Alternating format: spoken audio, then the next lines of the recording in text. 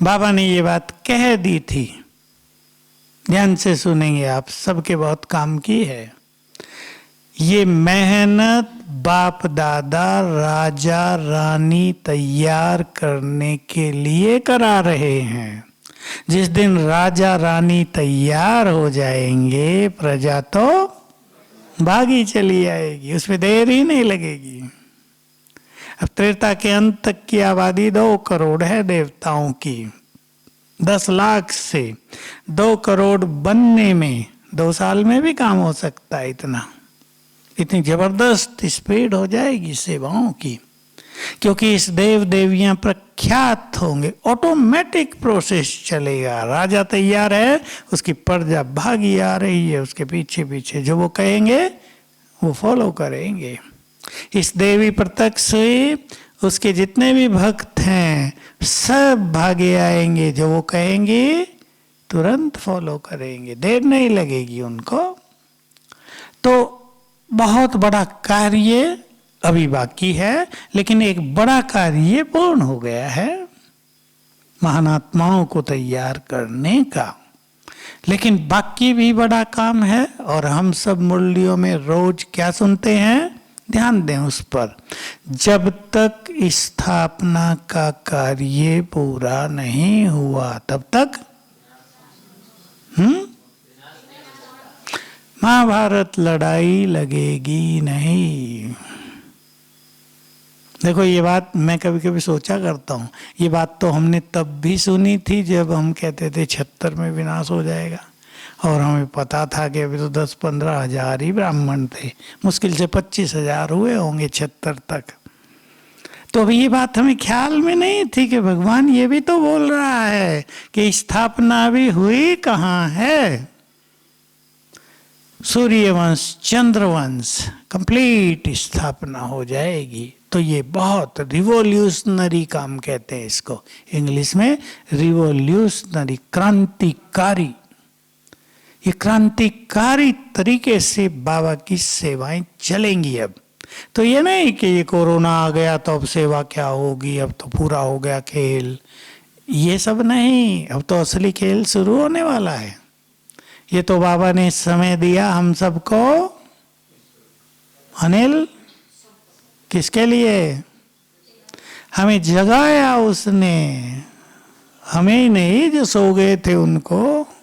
बहुत ब्राह्मण सो गए थे, कहते विनाश तो पता नहीं होगा भी या नहीं, बाबा ऐसे ही चला तो नहीं रहा। हमें कहते थे लोग, बाबा कहीं चला तो नहीं रहा, विनाश होगा या नहीं।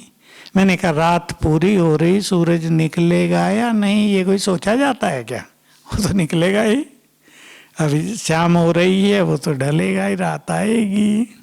तब लोगों में एक जागृति आ गई कि हाँ विनाश तो होगा भाई, ये तो बड़ी खतरनाक बात हो गई। पहली ही जग गए ब्राह्मण, और बहुतों ने तैयारी की, क्योंकि मैं तो रोज क्लास कराता हूँ ऑनलाइन, 2 तो रोज होती है कम से कम, कभी 3। तो आज भी एक जगह थी, बहुत अच्छी जगह, तो बहन जी ने बताया हम लोगों ने तो बहुत सुंदर तपस्या अपनी चालू की हुई है। उनके सेंटर्स हैं बहुत सारे, सब जोन है, बहुत अच्छा। तो आज टीचर्स बहनों की उन सब की क्लास थी, तो कहा हम सब यही कर रहे हैं। तो मुझे बहुत खुशी होती है कि बहुत सारी आत्माएं अपनी अच्छी तैयारी में लगे हुए हैं, बाबा के बच्चे। तो ये बाबा ने हमें समय दिया कि आने वाले समय के लिए अपने को तैयार कर लो। सेवाएं बहुत होने वाली हैं, और सेवाओं के रूप बदल जाएंगे, तो हम बदलते देख ही रहे हैं। हमने पूरा संगम युग भी तो सेवाओं का रूप बदलते देखा। प्रदर्शनी हुई थी, रमेश भाई ने निकाली, प्रदर्शनी के चित्र भी पेंट किए जाते थे, हाथ से चित्र बनते थे, ये सब सिस्टम नहीं थे आजकल। आतम भाई जो ज्ञान अमृत वाले नीचे, वो दिल्ली में उनकी चित्रशाला थी, वहाँ चित्र बनते थे। तो प्रदर्शनी के सेट भी मुश्किल से 4-5 ही थे सारे भारत में, वो इधर उधर जाते थे। देखो कितना बड़ा काम। उससे कौन निकले, बोलो कौन निकले? वारिस निकले। बाबा की मुरली में आया था ना अभी, बच्चे कहते हैं प्रदर्शनी की कोई निकला ही नहीं बाबा। क्या उत्तर दिया था? आएंगे। जिनके अंदर तुमने बीज डाल दिया वो व्यर्थ नहीं जाएगा, निराश नहीं हो, करते रहो, देवकुल की आत्माएं आएंगी। तो पहले प्रदर्शनी हुई, 73 से मेले शुरू हुए।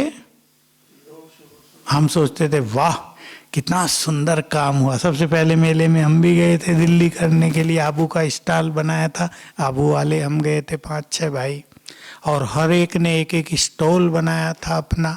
बहुत अच्छी सेवा हुई। फिर वो मेले जहाँ तहाँ चले। मेलों के बाद देखो क्या क्या हुए, देखे होंगे कईयों ने मेले। मेले में सामने गेट पर किसकी मूर्ति होती थी? नहीं देखे हो मेले? दुर्गा की भव्य मूर्ति, शेर पर सवार, जो दुर्गा की होती है ना। और वो इतना आकर्षण होता था कि वो अखबारों में अगले दिन वही छपता था, वही मूर्ति। और ब्रह्मा कुमारी का आध्यात्मिक मेला लगा, धूम मची। फिर क्या हुआ? मेगा प्रोग्राम चले। ये तो अभी की बात है ना। फिर आप ही वो बंद हो गए, किसी ने बंद कराए नहीं, आप ही हो गए। कॉन्फ्रेंसेस चली बहुत बड़ी बड़ी, हमारे ओम शांति भवन बना तो बड़ी बड़ी कॉन्फ्रेंसेज हुई, और यहाँ हुई तो फिर चारों ओर हुई, बहुत ज्यादा हुई। सेवाओं का रूप बदलता है ना। और अब क्या हुआ? सारी बंद, सेंटर बंद।